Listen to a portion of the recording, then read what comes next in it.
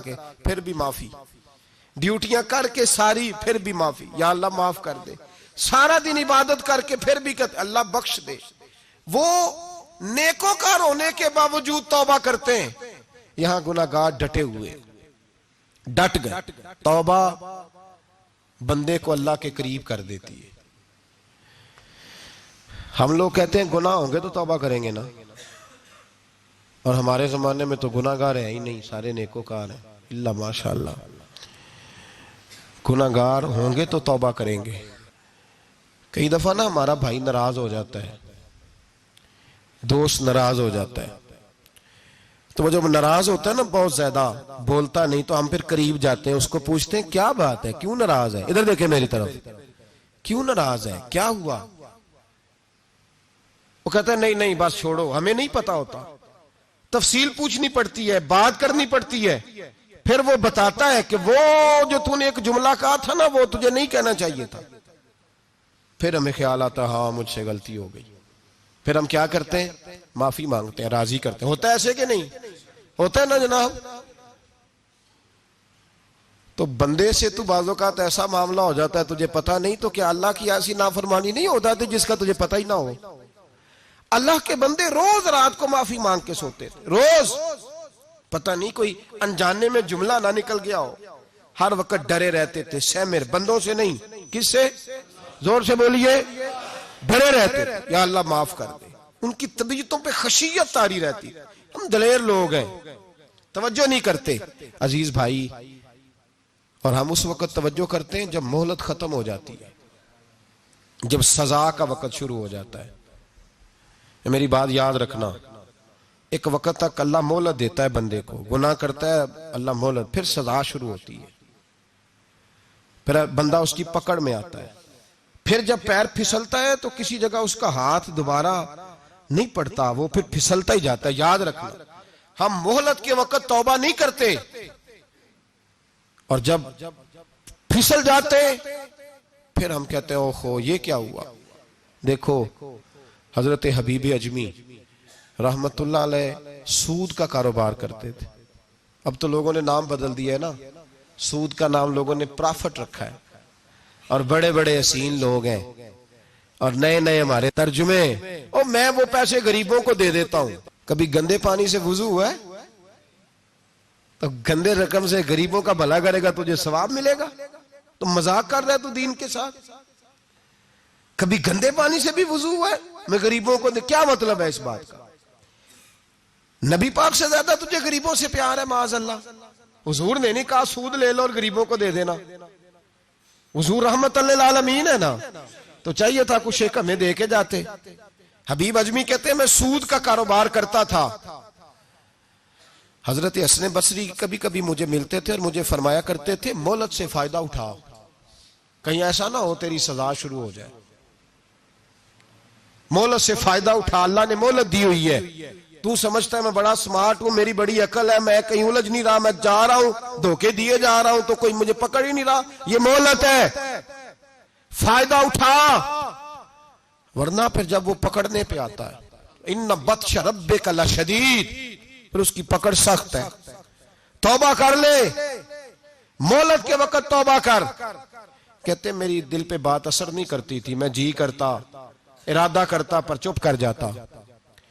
मेरे पास बड़ी रकम थी, लोगों को दे रखी थी सूद पे, मैं वो पैसे लाता और उसी से मेरा सारा काम चलता। मैंने तज्जिए पढ़े हैं, मुझे यकीन नहीं आता, वैसे मैंने तज्जिए पढ़े हैं कि लोगों ने अरबों रुपया बैंकों में रखा हुआ है। मुझे नहीं पता, लेकिन मैंने जो अखबारों में पढ़ा अरबों रुपया है, और लोग सूद का कारोबार करते हैं और कमाई खाते हैं सूद की। माज़अल्लाह, अस्तगफिरुल्लाह। फरमाते मैंने कहा मौलवी पीर सूफी बताते ही रहते हैं, मेरे पे असर नहीं होता था। फरमाते एक दिन ना एक बंदे की गोश्त की दुकान थी, उससे मैंने सूद लेना था, मैं उसकी दुकान पे गया, पैसे रख। उसने कहा यार मोहलत दे। नहीं है, कहा इधर पैसे रख। यार नहीं तेरी मेहरबानी। कहा चल फिर इतने किलो गोश्त उतार, लेकिन पैसे फिर भी बाकी हैं सूद वाले। कहते हैं वो गोश्त मैं उतार के लाया, मेरी बीवी भी मुझे रोज समझाती थी कि बाज आ जा। कहते मैं गोश्त घर लाया, हजरत बीबी अजमी कहते हैं मेरी बीवी ने पकाने के लिए हंडिया चूल्हे पे चढ़ाई, और अभी उसने मसाला डाल के उसके अंदर चमचा घुमाया ही था कि वो सारा खून बन गया। मेरी बीवी चिल्लाई, कहने लगी जल्दी आ, तू भी बर्तन ला, बच्चे भी बुला, मैं भी बैठती हूं। ये खून बन गया जो तू गरीबों का निचोड़ के लाया था, आज खून पिएंगे सारे, आ जा। कहते हम मेरे ज़हन में बात गूंजी हजरत हसन बसरी की कि वक्त पे तौबा कर ले, कहीं तेरी सजा ना शुरू हो जाए। मोहलत के वक्त तौबा कर, कहीं सजा ना शुरू हो जाए, आज बच जा। फरमाते आवाज गूंजी, मैं समझ गया कहीं सजा तो नहीं शुरू हो गई। मैं तड़पा, बच्चे गोद में बिठा के मैं खोल के रोया। मैंने अपनी बीवी से कहा आज के बाद नहीं करता। कहने लगी जा फिर, तौबा पे कायम वही रहता है जो किसी वली के लड़ लग जाता है। तो इधर तौबा इधर टूट जाती है, जा किसी के हाथ में हाथ दे ताकि तू तौबा पे कायम रहे, ताकि वो तेरी बैटरी चार्ज करे, तेरे ईमान को हरारत देता रहे। कहते मैं निकला घर से हजरत हसन बसरी के पास तौबा करने। अभी मैं रास्ते में था तो छोटे छोटे बच्चे खेल रहे थे। फरमाते हैं बच्चे खेल रहे थे, एक बच्चा पुकारा, कहने लगा पीछे हट जाओ, पीछे हटो, बहुत बड़ा सूद खोर है ये, ऐसा ना हो इसका साया हम पे पड़े तो हम भी नहुसत वाले हो जाए, पीछे हट जाओ। कहते हैं एक और चोट लगी। मैंने कहा या अल्लाह तेरी नन्ही मखलूक भी मुझसे नफरत करती है, ये भी। फरमाते हजरत हसन बसरी के पास गया तो कदमों पे सर रख के मैं बड़ा रोया। मैंने कहा मेरे लिए दुआ कर, अर्श का मालिक मुझसे राजी हो जाए।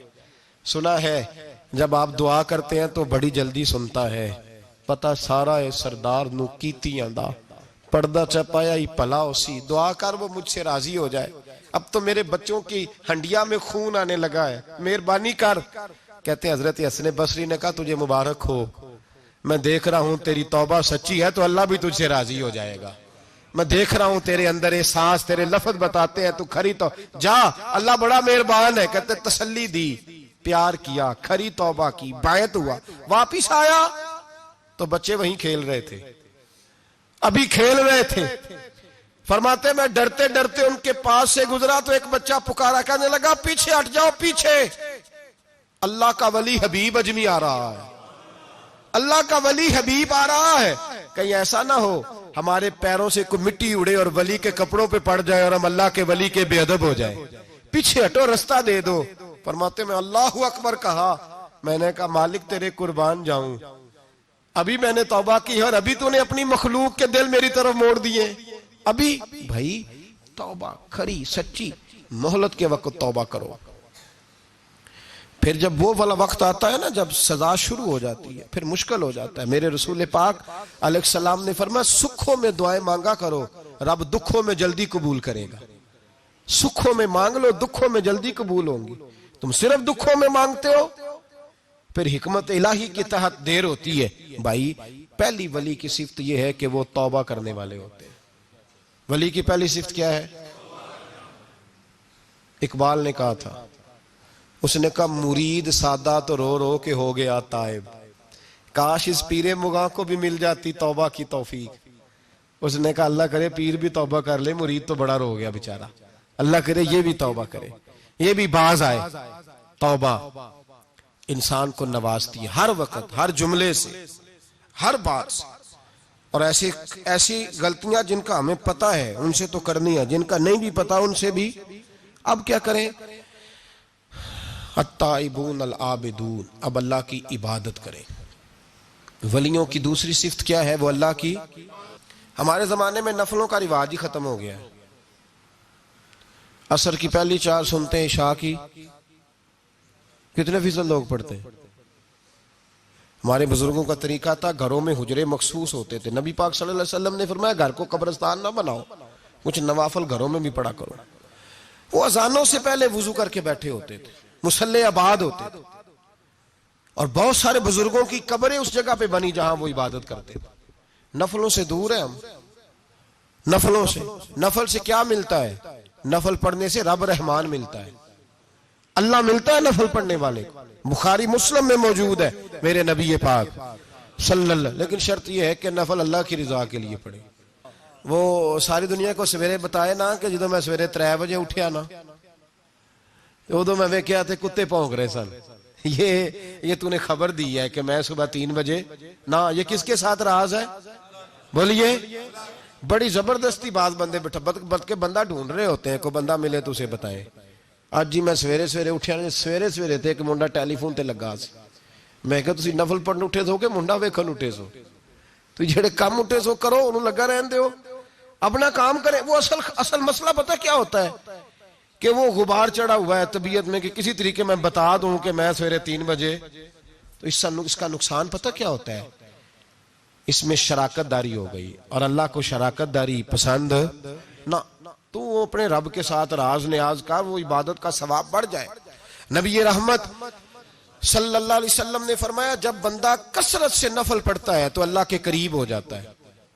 कितना करीब होता है कि अल्लाह फरमाता है मैं उसके हाथ बन जाता हूं, फिर मैं उसके पैर बन जाता हूं, फिर मैं उसकी आंखें बन जाता हूं, फिर मैं उसके कान बन जाता हूं, फिर उस शख्स का वजूद बन जाता हूं। क्या मतलब? ये बुखारी मुस्लिम है। आंखें बंदे की होती है, ताकत अल्लाह की होती है। हाथ बंदे के होते हैं, ताकत अल्लाह की होती है। पैर बंदे के होते हैं, ताकत अल्लाह की। तो फिर अगर कोई वली दूर से सुन ले तो ताकत किसने दी है? तो अगर कोई वली दूर से देख ले तो ताकत किसने दी है? अल्लाह ने। अगर कोई वली हाथ बढ़ा के किसी की परेशानी दूर कर दे तो ताकत किसने दी? ये पीछे ताकत किसकी है? अल्लाह की।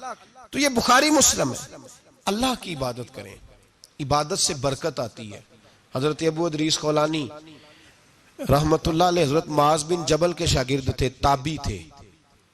ताबी बुजुर्ग थे। फरमाते हैं कि मैं जब से हजरत मुआज बिन जबल की सोबत में बैठा ना, तो बुरे कारोबारों से मेरी तबीयत तो चाट हो गई। कई कारोबार में देखता तो झूठ बोलना पड़ता, उसमें बड़ा कुछ करना पड़ता, तो मुझे डर आता। आप फरमाते मैंने ना बड़ी कोशिश की, पर मेरी मर्जी का काम मुझे, सूफी काहिल नहीं होते, सुस्त नहीं होते, झूठ नहीं बोलते। फरमाते मेरे अंदर ताकत थी कि मैं हलाल कमा के बच्चों को खिलाऊं, पर मेरी मर्जी का काम नहीं मिलता था, हद हो गई। और जब इंसान नेकी की तरफ आता है तो कुछ न कुछ आजमाइशें जरूर आती हैं, ये पक्की बात है, पक्की बात। जब वो गलत मलत कर रहा होता है तो उसको लगता है सारा कुछ सही है, जब सीधा होता है तो बहुत सारी परेशानियां भी जरूर आती हैं। ये मिजाज है दीन का। आप फरमाते मैं परेशान रहने लगा, हालात खराब होने लगे, आजमाइश सख्त होने लगी, कारोबार बंद हो गया, काम ही कोई नहीं मिलता था। मेरी बीवी नाराज रहने लगी, हल्का हल्का तो उसने मुझे कहना शुरू किया, फिर जलाल में आ गई। और एक दिन मुझे कहने लगी अगर आज नाना कुछ लेके आए तो बच्चे लेके मेके चली जाऊंगी। आप फरमाते मैं बड़ा परेशान हुआ, निकल गया फजर पढ़ के काम की तलाश में। मैंने जोहर तक तलाश किया लेकिन मुझे काम न मिला।